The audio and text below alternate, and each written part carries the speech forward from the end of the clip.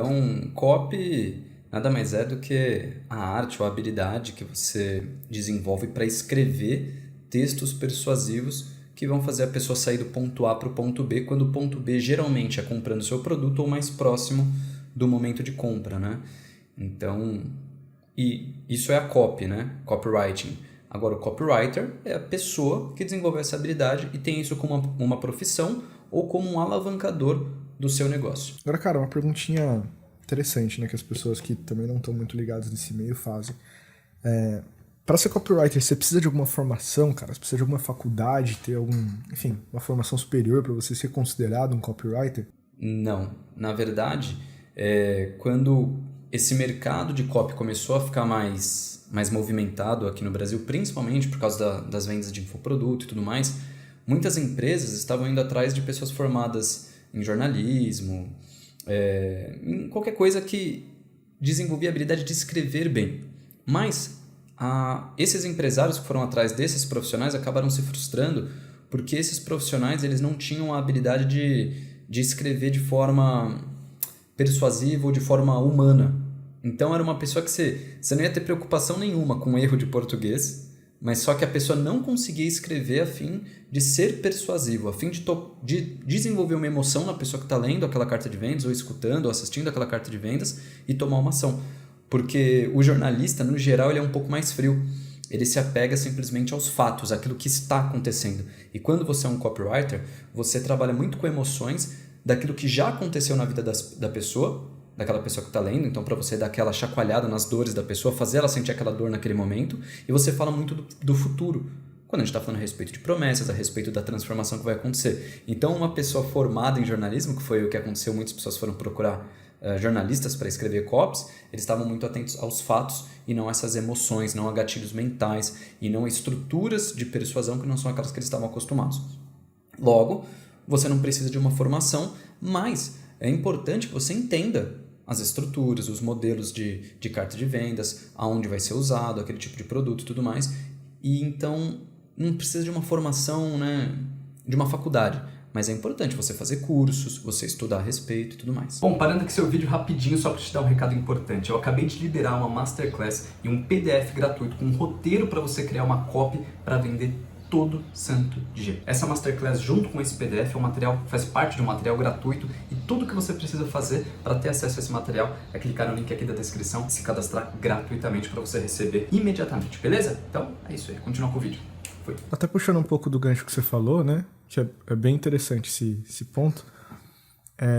Qual que é esse meio termo, mano? Tipo, discorre um pouquinho mais sobre essa parada que você falou de, por exemplo, um cara que ele é jornalista, né? E, assim, colocando bem estereotipado mesmo, né? O cara que é jornalista, redator, alguma coisa nesse sentido, ele tem ali a mania de escrever uma coisa toda redaçãozinha, né? E tudo mais.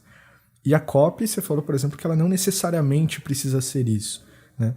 Qual que é esse meio termo aí? A copy, ela mexe muito mais com a emoção, ela tá muito mais atrelada, enfim, a escritas que envolvem as pessoas mesmo. Discorre um pouquinho mais sobre essa fala que você falou.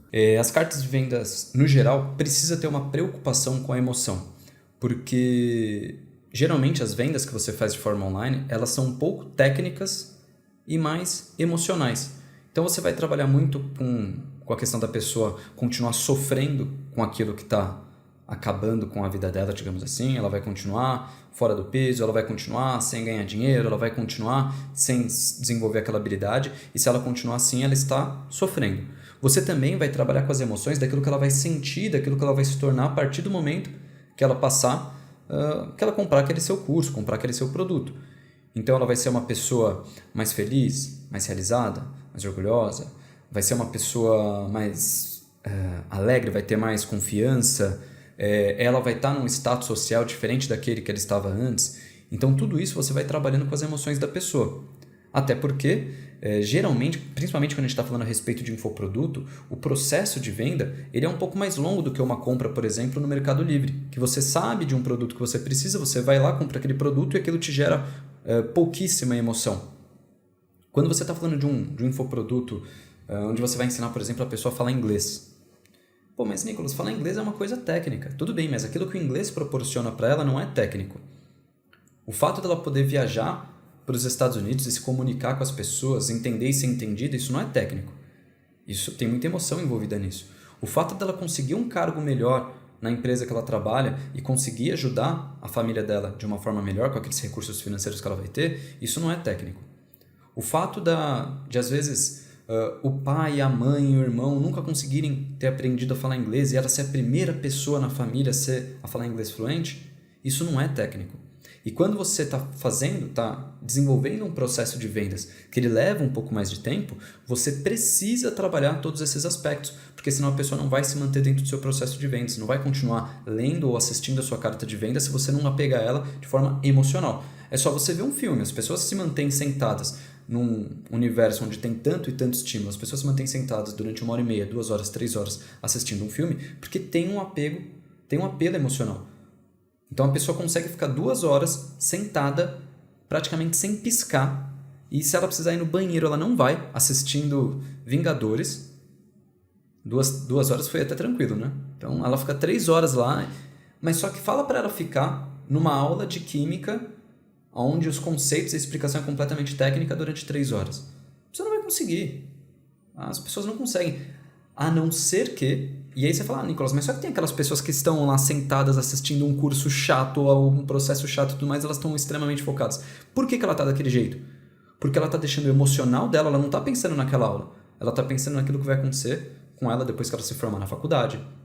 O orgulho que o pai dela vai ter, que muitas vezes está lá bancando a faculdade, ela não pegou nenhuma DP, e é por isso que ela fica aquelas 3 horas e ela anota e tudo mais. Agora, se você não tem nenhum outro envolvimento emocional para fazer aquilo, você não consegue. Quando a gente está falando de um processo de vendas, no final das contas, você quer fazer a pessoa passar o cartão, você quer fazer a pessoa comprar. E isso também está relacionado à dor. Então, sempre que Isso já é um estudo, tá? A pessoa está passando por um processo, está passando por uma carta de vendas. Você consegue se conectar emocionalmente com ela. E as ondas que o cérebro dela está gerando são ondas que demonstram que ela está sentindo prazer ou está emocionalmente atrelada àquilo. Na hora que você fala o valor do produto, que chega o momento de comprar, que chega o momento que a pessoa vai para o carrinho, ela sente... É emocional isso, mas ela chega a sentir até uma dor no cérebro dela de tão forte que é aquilo. Então você precisa superar todas essas barreiras antes de você fazer a pessoa comprar. Por isso que escrever uma carta de vendas, ela tem todo esse apelo emocional e gatilhos mentais e coisas que vão fazer a pessoa se movimentar ali na hora. O emocional, ele move mais forte, né, as pessoas a tomar decisões.